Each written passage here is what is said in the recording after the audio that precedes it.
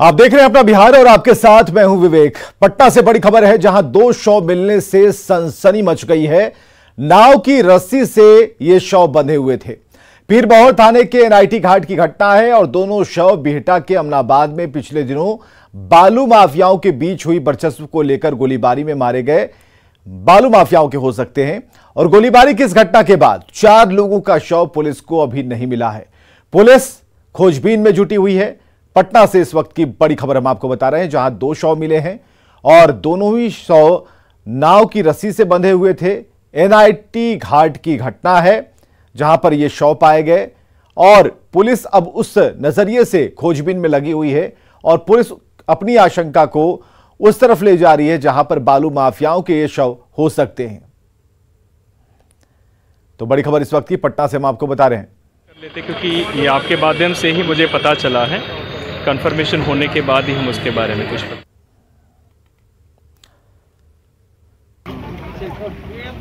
तो अमनाबाद में हुई थी फायरिंग और फायरिंग में 4 लोगों की हुई थी मौत।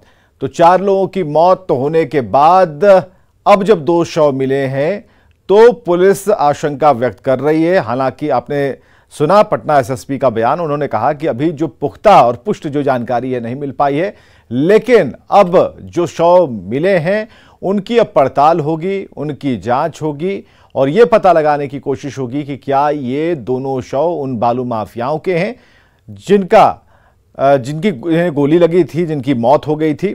और कुल 4 लोगों की मौत की बात कही जा रही थी।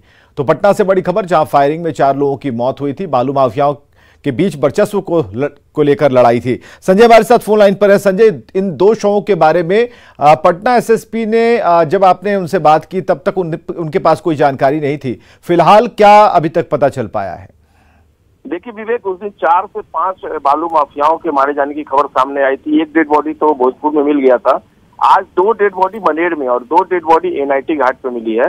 पटना के एसएसपी का कहना है कि जो दोनों डेड बॉडी मिली है इसको पोस्टमार्टम के लिए भेजा गया है और 100 की पहचान की जा रही है कि आखिर ये लोग कौन है। लेकिन प्रथम दृष्टया गोली मारकर हत्या की आशंका की बात सामने आ रही है। पोस्टमार्टम होने के बाद स्थिति स्पष्ट हो पाएगी। लेकिन उस दिन भी 5 लोगों की मौत की बात सामने आई थी। अब ये 4 डेड बॉडी आज 2 मनेर में और 2 पटना में मिले हैं। छानबीन चल रही है और उसके बाद पुख्ता तौर पर जानकारी मिल पाएगी, पुलिस ये बता रही है। चलिए, बहुत बहुत शुक्रिया संजय तमाम जानकारियों के लिए। तो गोलीबारी में मारे गए शव की आशंका पुलिस जता रही है। हालांकि अभी तक पुख्ता इस खबर पर पुष्ट तरीके से अधिकारी कुछ भी नहीं कह रहे।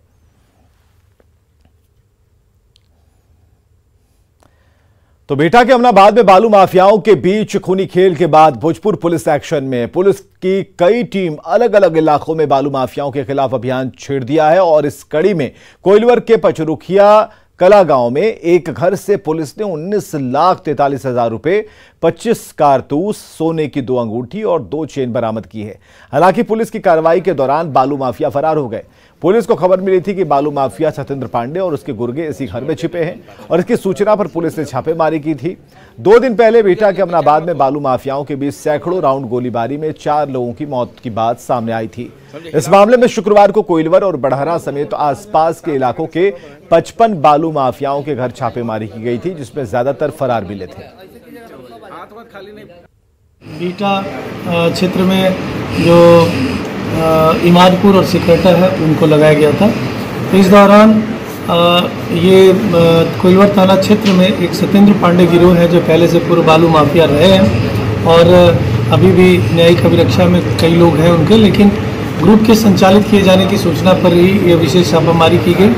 तो उनके कब्जे वाले हिस्से वाले एक मकान से एक बैग में 19,43,000 रुपया बरामद हुआ कैश और उसके साथ में 25 कारतूस जो 315 बोर के हैं और कुछ ऐसे ऑर्नामेंट्स हैं जिनकी जांच कराई जा रही है जो वहाँ पे एक बैग में रखे हुए पाए गए। बीजेपी प्रदेश अध्यक्ष संजय जायसवाल ने राज्य की पुलिस पर अवैध शराब और अवैध बालू खनन में शामिल होने का आरोप लगाया है। बिहटा में हुई गोलीबारी की घटना को उन्होंने पुलिस की लापरवाही का नतीजा बताया। उन्होंने ये भी कहा कि सीएम नीतीश कुमार सब कुछ जानते हैं, फिर भी अनजान होने का नाटक कर रहे हैं। से ज्यादा राउंड फायरिंग होती है, पूरा बिहार दहल जाता है, लेकिन भोजपुर के पुलिस को कोई अंतर नहीं पड़ता है। भोजपुर के पुलिस ना उनको गिरफ्तार करना चाहती है, ना बालू माफियाओं को रोकना चाहती है। क्योंकि सभी बालू माफिया से पैसे लेते हैं। माननीय नीतीश कुमार जी को मैं शुरू से कहता हूँ कि सारे शराब वाले और बालू माफिया ये दोनों पुलिस की मिली भगत से काम कर रहे हैं, लेकिन नीतीश कुमार जी जानते हुए भी अनजान बनने का नाटक करते हैं। और समस्तीपुर से बड़ी खबर, जहां डॉक्टर ए.के. पांडे से 20 लाख रुपए की रंगदारी मांगी गई है। बड़ी खबर इस वक्त की हम आपको बता रहे हैं।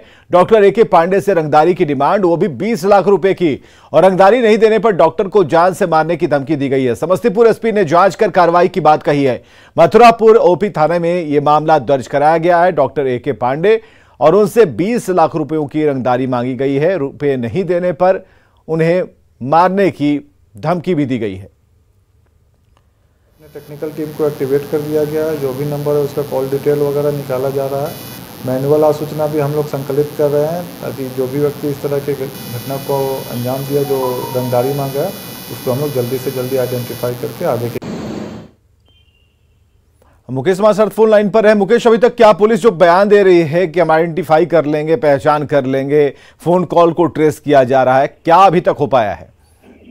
जी, इस मामले में पुलिस के द्वारा दावे जरूर किए जा रहे हैं, लेकिन अभी तक इस मामले में किसी की गिरफ्तारी नहीं हुई है। हालांकि पुलिस अधीक्षक हृदयकांत के द्वारा ये जरूर दावा किया गया है जल्द मामले का खुलासा किया जाएगा।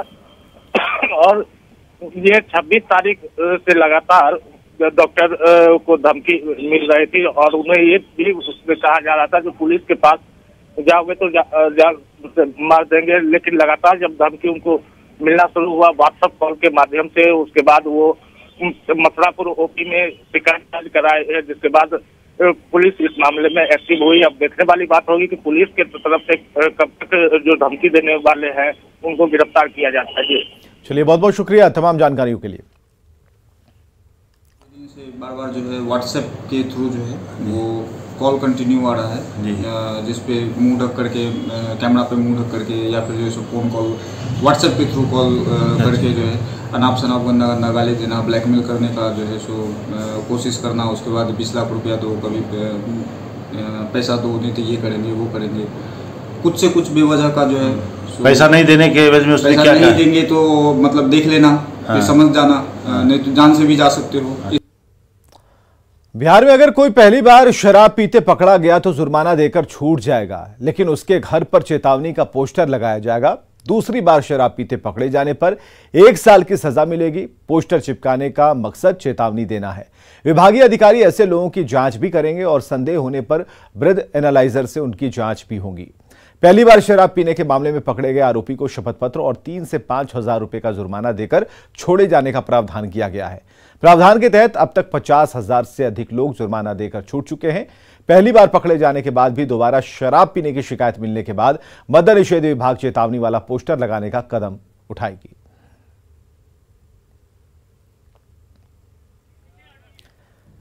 हाजीपुर सदर अस्पताल के कैदी वार्ड में भर्ती एक कैदी के साथ कॉल करके पकड़े जाने के मामले में कार्रवाई के नाम पर खानापूर्ति कर दी गई है।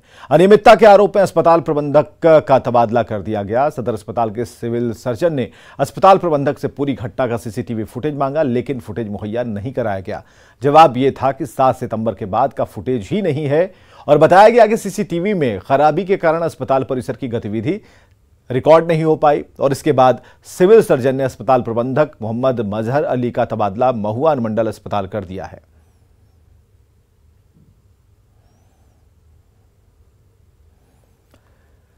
तेजस्वी को 2023 में बिहार का मुख्यमंत्री की कुर्सी सौंपने के जगदानंद सिंह के बयान पर बिहार की सियासत अभी भी गर्म है। कल तेजस्वी ने अटकलों को खारिज किया तो आज नीतीश ने कहा बिहार में सब ठीक ठाक है। तो सवाल है कि क्या वाकई बिहार की सियासत में सब ठीक है? क्या बिहार में सब ठीक ठाक है? कहाँ ये सब कहा है ना, चिंता किए हुए। क्या कुर्सी पर कोई किचकिच नहीं है?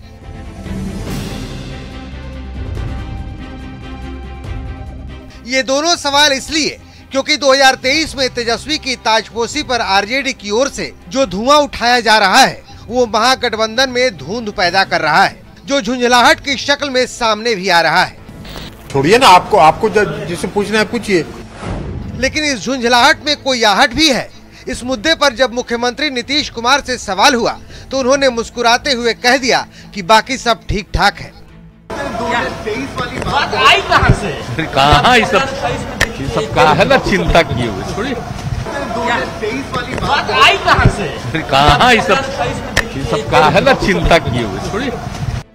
दरअसल 2 दिन पहले जगदानंद सिंह ने साफ तौर पर कहा था कि 2023 में नीतीश कुमार सीएम का पद तेजस्वी को सौंप देंगे, जिसके बाद सियासी बवंडर खड़ा हो गया था। तो देश इंतजार कर रहा है नीतीश का और बिहार इंतजार कर रहा है तेजस्वी का। हालांकि गुरुवार से उठे सियासी बवंडर को शुक्रवार को तेजस्वी ने ये कहकर शांत करने की कोशिश की कि उन्हें सीएम की कुर्सी पर बैठने की कोई हड़बड़ी नहीं है। किसी बात की हड़बड़ी नहीं है, कोई लालसा नहीं है, तो औरों को भी इस तरह की बयान से बचना चाहिए। सियासत की रवायत रही है कि जज्बातों को बयानों के जरिए दीवारों पर लिखने की कोशिश की जाती है कि तेजस्वी को लेकर आरजेडी का कोई प्लान है या फिर यूं ही सियासत में घमासान है। पटना से न्यूज़ 18 के लिए आनंद अमृतराज की रिपोर्ट। केंद्रीय गृह मंत्री अमित शाह 11 अक्टूबर को फिर बिहार के दौरे पर आ रहे हैं और इसे लेकर वन एवं पर्यावरण मंत्री तेज प्रताप ने तंज कसा है। तेज प्रताप ने कहा कि अमित शाह को महागठबंधन की सरकार पसंद आने लगी है, इसलिए वे बार बार बिहार आ रहे हैं और वे जल्द ही बीजेपी छोड़कर महागठबंधन ज्वाइन करेंगे। कोई फर्क नहीं पड़ता है कि उनको भी लग रहा है कि महागठबंधन का जो सरकार बना है तो इसीलिए वो बार बार आ रहे हैं, उनको खिंचाव हो रहा है। लगता है कि भाजपा वो छोड़ेंगे बहुत जल्दी और उनको खिंचाव हो रहा है महागठबंधन में आने का, इसीलिए बार बार दौरा लगा रहे हैं बिहार का। और आपको बताएंगे केंद्रीय गृह मंत्री अमित शाह 11 अक्टूबर को छपरा आएंगे। वे सिताब दियारा में लोकनायक जयप्रकाश नारायण की जयंती समारोह पर आयोजित होने वाले कार्यक्रम में शामिल होंगे। अमित शाह अमनौर भी जाएंगे, जहां वे 2 कार्यक्रमों में शामिल होंगे। पेट में दर्द समझ आ रहा है आपका? सासाराम में सम्राट अशोक के शिलालेख पर सियासत गर्म है। बीजेपी नेताओं ने प्रदर्शन करना शुरू कर दिया। बीजेपी नेता सम्राट चौधरी घटनास्थल पर पहुंचकर प्रदर्शन में जुट गए और उन्होंने राज्य सरकार पर तुष्टीकरण का आरोप लगाया, जबकि सत्ताधारी दल के नेता इस पर नपातुला बयान दे रहे हैं और खुद के बचाव में जुटे हैं।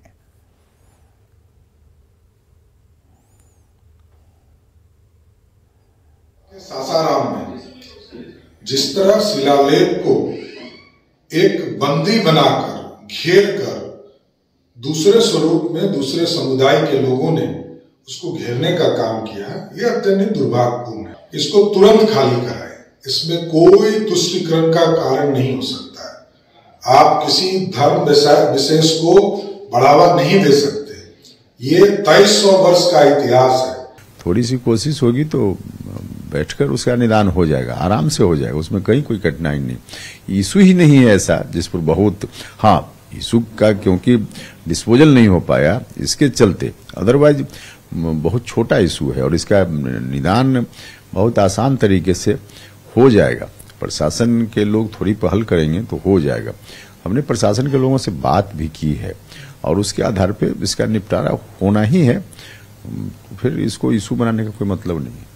देखिए, सरकार इस पर पूरे संवेदनशील है। ऐसे मामले को हम लोग पूरे संज्ञान में लेते हैं और जो जिस तरह से बीजेपी के लोग, बीजेपी के तो खून में ही सांप्रदायिकता का जहर घोला हुआ है और वो सीधे सामाजिक सौहार्द को बिगाड़ना चाहते हैं इस तरह के मामला को, इसलिए उनको कोई काम नहीं और सामाजिक सौहार्द को बिगाड़ने के लिए ये लोग काम कर रहे हैं, धरना पर बैठ रहे हैं।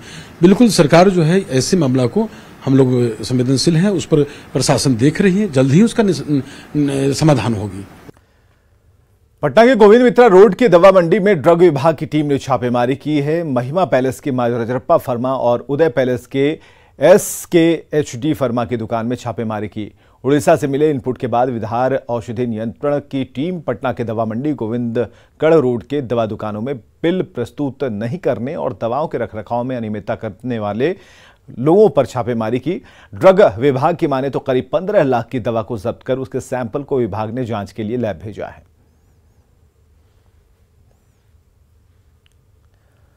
मुजफ्फरपुर में किडनी कांड के बाद जिला स्वास्थ्य विभाग ने सभी PSC प्रभारियों को अपने क्षेत्र के फर्जी निजी क्लिनिक पर कार्रवाई करने का निर्देश दिया था, लेकिन इसी बीच मोतीपुर PSC प्रभारी को इस कार्रवाई के बदले जान से मारने की धमकी मिलने लगी। दरअसल मोतीपुर PSC प्रभारी डॉक्टर संदीप कुमार को एक अनजान नंबर से कॉल आया और जान से मारने की धमकी दी गई। इस कॉल के बाद पीएससी प्रभारी ने इसकी सूचना स्थानीय थाने को दी और जिले के सिविल सर्जन को भी मामले से अवगत कराया। आपको बताएं कि मोतीपुर में ऐसे दर्जन भर से ज्यादा फर्जी नर्सिंग होम चल रहे हैं। वहाँ से पत्र दिए हैं, वहाँ के प्रभारी चिकित्सा पदाधिकारी वहाँ के स्थानीय थाना में भी वो सूचित किए हैं।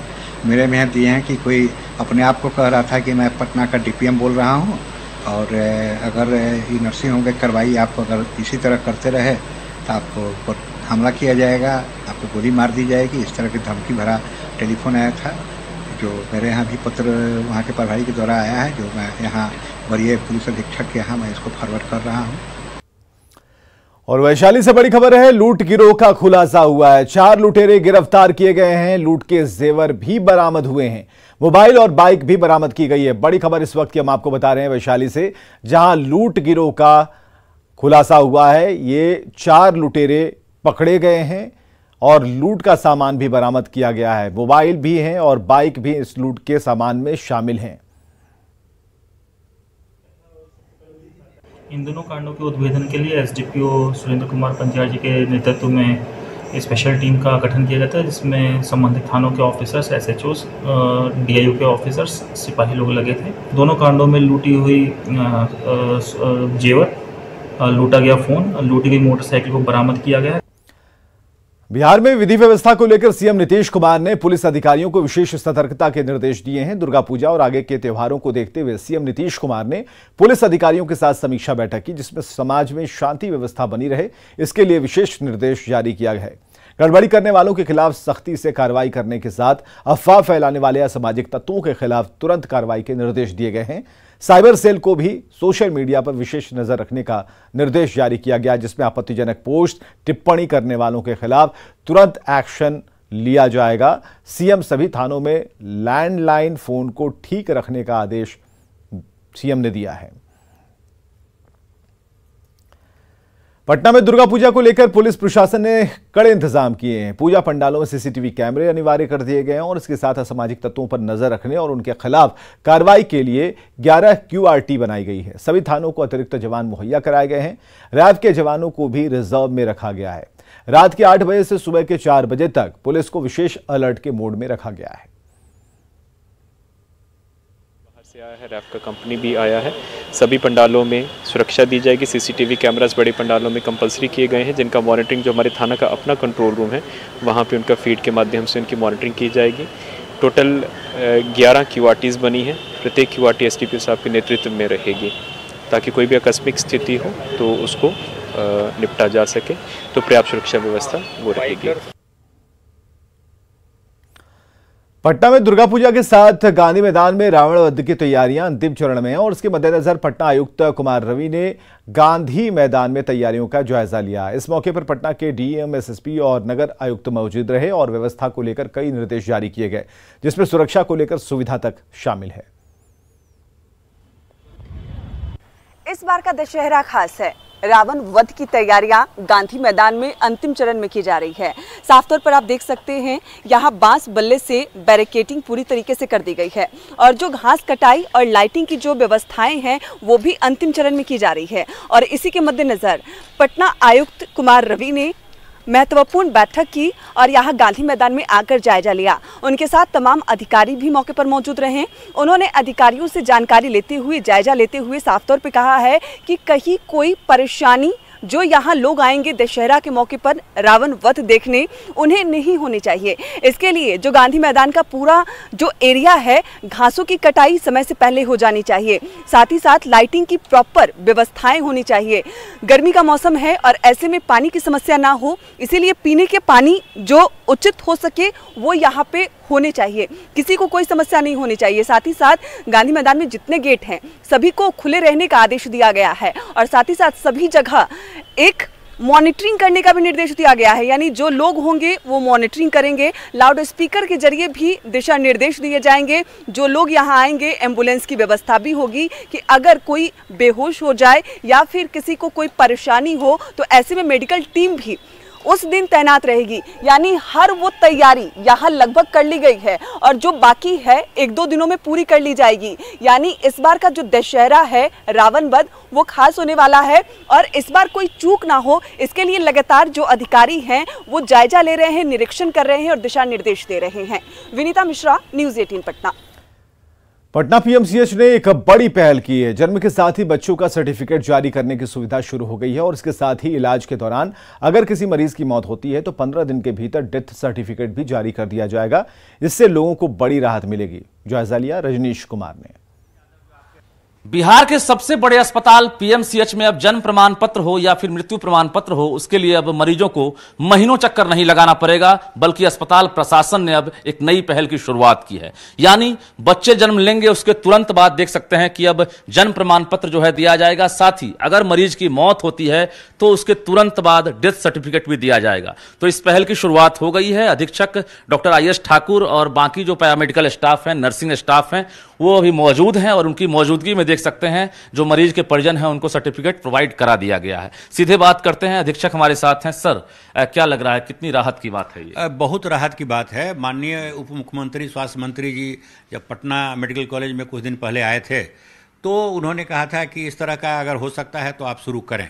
तो माननीय मुख्यमंत्री के निर्देशानुसार जो है सो हमने इसका पहल कर दिया है और जो भी मरीज आते हैं, चूँकि उनको काफ़ी दिक्कत होती थी, एप्लीकेशन देना पड़ता था, चक्कर कार्यालय का काटना पड़ता था, कुछ इधर उधर भी की बात होती थी, तो उसको ख़त्म करने के लिए मैंने कर दिया है। कर लेते हैं, क्या लग रहा है, ये तो बर्थ सर्टिफिकेट आपको मिल गया? जी मिल गया। बच्चे का जन्म कब हुआ? कल हुआ है। कल हुआ जी। अच्छा, कितनी राहत मिली है? बहुत राहत मिली है इससे कि उसी वक्त मिल गया। पहले दौड़ना पड़ता था, चक्कर लगाना पड़ता था। बहुत खुशी की बात है कि सर। क्या नाम हुआ आपका? साकिब आलम। मिल गया आपको कागज? जी मिल गया। अच्छा, बच्चे का जन्म कब हुआ? 29 तारीख को। अच्छा, देख सकते हैं जो मरीज के परिजन हैं, यानी अब वो भी संतुष्ट हैं, क्योंकि इससे पहले एक बड़ा लफड़ा लगता था और महीनों चक्कर लगाना पड़ता था। तो निश्चित रूप से एक जो परेशानी है उससे छुटकारा मिलता हुआ नजर आ रहा है। पहले अभी शुरुआत हुई है बर्थ सर्टिफिकेट की, अब आने वाले समय में जल्द ही कहा जा रहा है कि डेथ सर्टिफिकेट भी ऐसे ही प्रोवाइड किया जाएगा। कैमरामैन मनीष जुनेजा के साथ रजनीश कुमार, न्यूज़ 18 पटना। और खबरें लगातार जारी हैं, बने रहिए हमारे साथ।